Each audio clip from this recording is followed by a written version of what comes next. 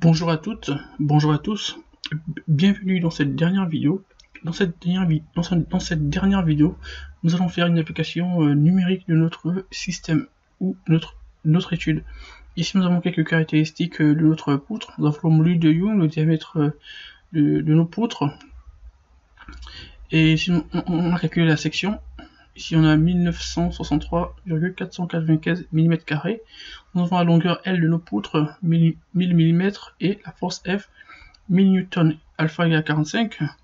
Alors, lorsque nous calculons pas Y, mais X1, on a 707,106 Newton ici, et Y1 est nul, X3, donc au nœud 3, est nul, et Y3, on trouve plus 707,106. Ici, nous venons de calculer nos réactions au nœud 1 au nœud 3.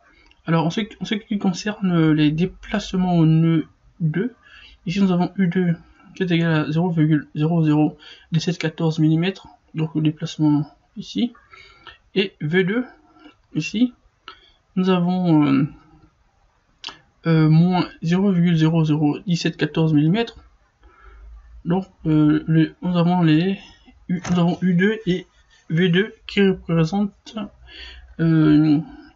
les déplacements du nœud 2.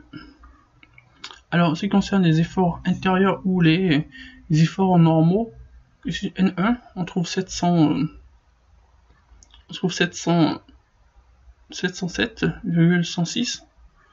De même ici, N2, on trouve moins 707, N2 moins 707,106. Alors, qu'est-ce que ça veut dire? Ici, on trouve moins, et ici, on trouve plus. Donc, ça veut dire que N1 est sollicité en traction, vu que nous avons plus.